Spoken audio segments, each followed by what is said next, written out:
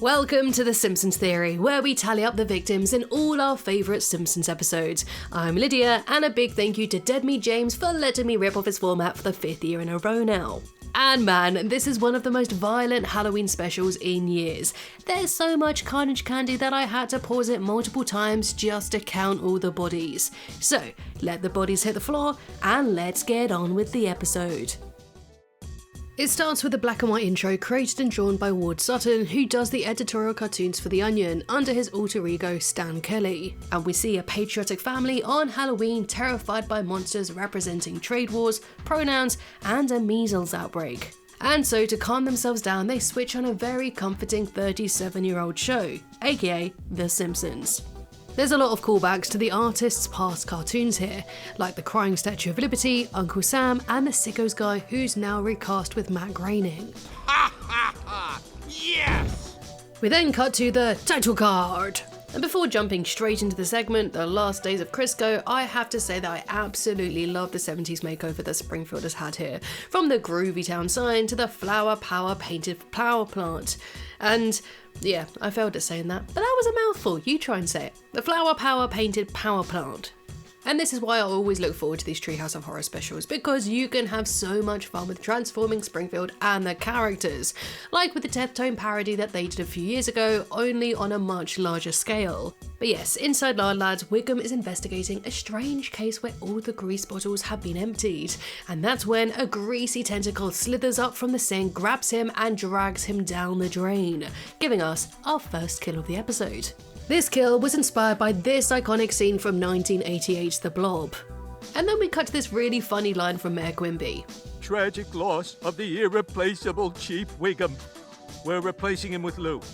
Lou announces to reporters that he's now leading the investigation into Wiggum's disappearance, and he's brought in a sewage expert to help him, who is none other than Mo Sislak.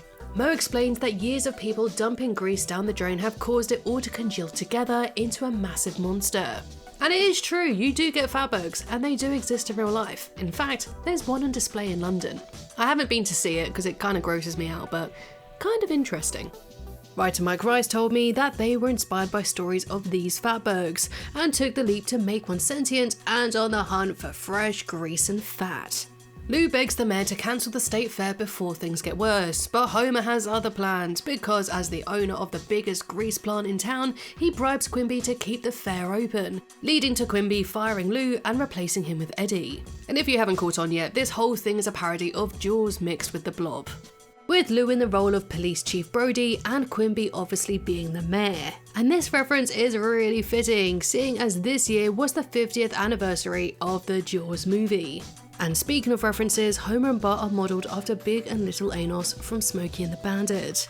And their Grease Empire is a fun callback to the season 10 episode Lard of the Dance. It's basically a what if scenario imagining what might have been if their grease business actually succeeded, instead of being stopped short by a greasy willy. My retirement grease! No! So the fair goes ahead and Lou can't enjoy himself even when his wife tries to cheer him up. You're a civilian now. Try to enjoy the fair.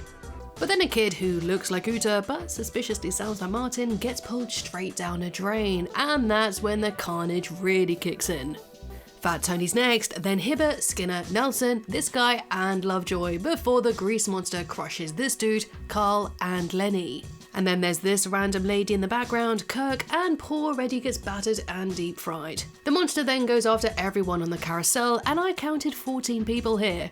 And that's 27 kills in just a matter of minutes. Next up is Bart, who gets all of his fat sucked out of him, and I love how Homer just keeps on batting his dead son with his hat. Lou is naturally devastated that no one listened to him and therefore suffered the consequences, but luckily his girlfriend's still right there trying to calm him down. Just try to enjoy the fair. This running gag kills me every time. So Homer, Lou and Mo team up to destroy the monster the only way they know how, by smacking it with a big old giant hat.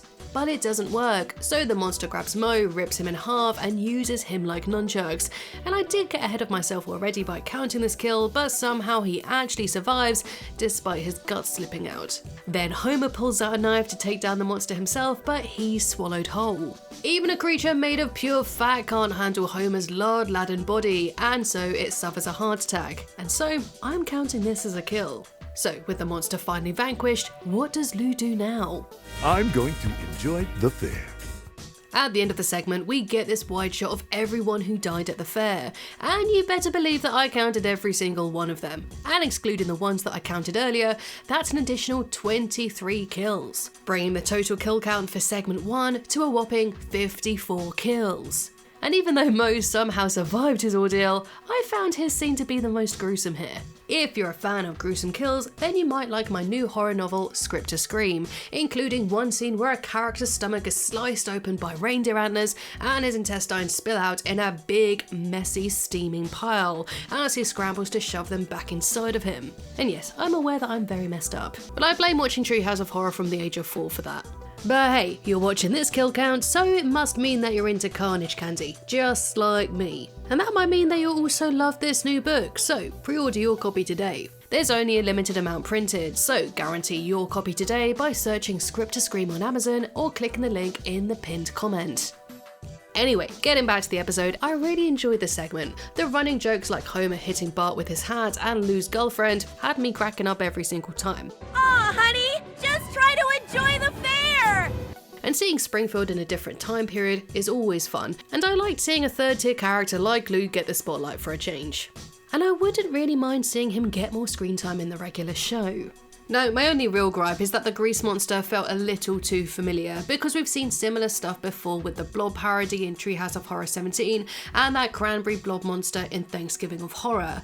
So moving on to the next segment, and we get The Clown Night with the Devil, which is a parody of 2023's Late Night with the Devil. Krusty steps on stage to host his very first live Halloween special, and I've got to say, they really nailed the look and vibe of the movie here. The live show scenes are in that tight 4:3 ratio, while the behind the scenes parts are switched back to the widescreen and black and white. I love when the Simpsons go the extra mile to capture that look and feel of the thing they're parodying.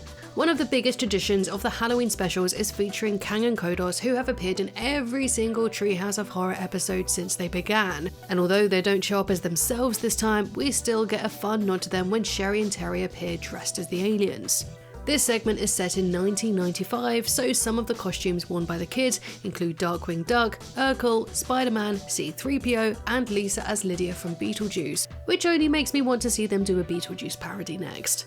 But who could play the ghost with the most? Krusty would be the obvious choice here with the green hair, but Mo would also be kind of perfect with his voice. And they're both kind of creeps. And speaking of Beetlejuice, Michael Keaton voices Krusty's producer here, who tells the clown that he's making a big deal which will pay off that night. And then Krusty starts doing his parody of The Exorcist, but things take a turn when Mr. Teeny actually gets possessed. Teeny lunges forward and rips Sideshow Mel's face clean off in a brutal bloody scene, and it looks very nasty, but Mel doesn't actually die here. My face, my only face.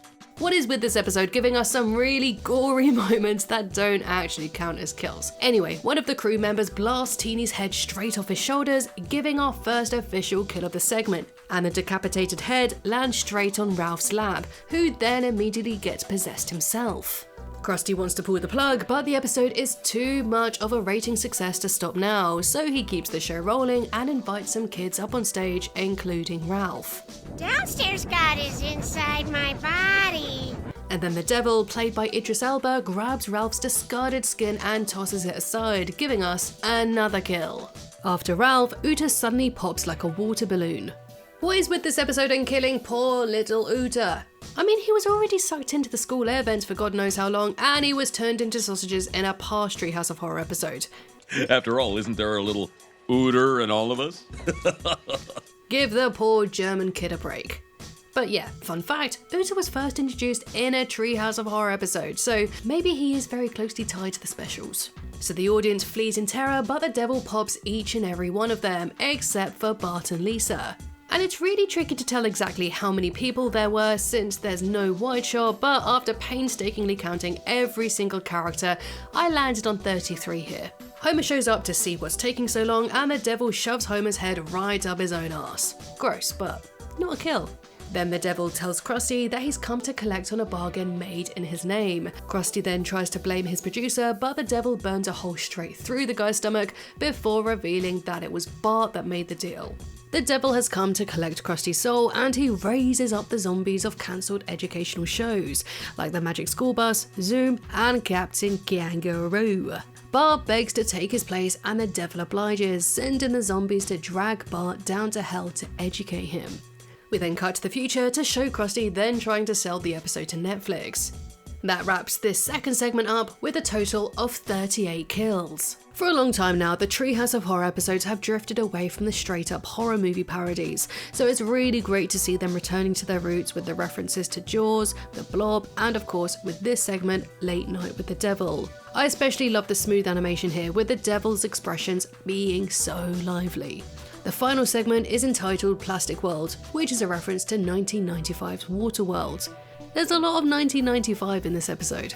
It opens with a narration from Viola Davis, and we start off with an asteroid wiping out the dinosaurs.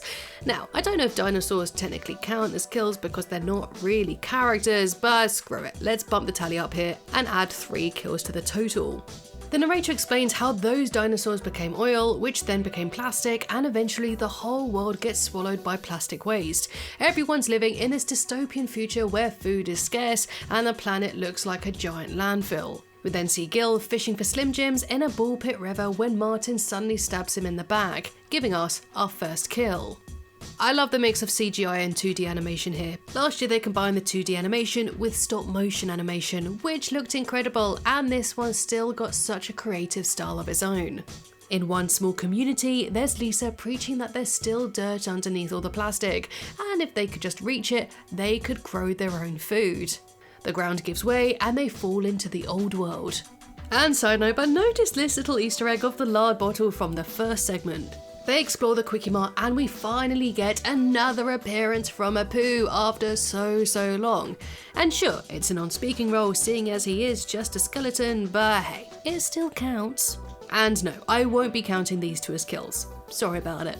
The group finds food and starts stuffing their faces. There's a funny gag here where Lisa finds some seeds and thinks she can plant some funyuns to grow some onions. Right after that, Skinner's head explodes and the killer turns out to be Bart, who got separated from Lisa during a plastic avalanche. As the two start fighting, they discover that their parents are still alive. It turns out that they fell into nuclear waste and the radioactive plastic bonded with their DNA, turning them into living plastic mutants, which therefore means that they can eat plastic now. I always enjoy seeing the Simpsons characters in CGI. I know some people think they look kinda weird and don't translate well in 3D, but I think it looks great. They remind me of the plastic figures by Playmates or Jakks Pacific. And it could have been cool for them to have referenced the merchandise here. But hey ho, they don't, and Marge and Homer aren't the only ones that are plastic mutants, because we soon see a whole gang of them. And they all want to turn the survivors into plastic too. But Bart and Lisa aren't having it, and I didn't really know why they were so opposed to it, because at least they won't starve anymore. But yes, moving on, the survivors fight back and Bart creates a flamethrower out of hairspray and a lighter, and torches Lenny, only to melt his hands into a sharp point. Nelson then melts Lovejoy and Cletus together, and then Lisa melts Wiggum with hot Cheetos dust. Eventually, all the plastic people and the survivors are dead, and counting them all comes to 18. Bart and Lisa then torch their parents, who get sucked into the squishy machine, and they then blend together to create Maggie. The final scene shows that humanity has completely gone and the world is now populated entirely by Maggies. And since Bart and Lisa die off screen, I'm not totally sure if they should count. So therefore, the final segment ends with 22 kills, or if you're going to count the dinosaurs, 25. And so that brings our grand total for the episode to 117 kills. And I'll give the green inanimate carbon rod of excellence to Eddie for getting battered and boiled alive. And of course the jagged metal piece award for worst kill goes to Homer being eaten by a grease monster.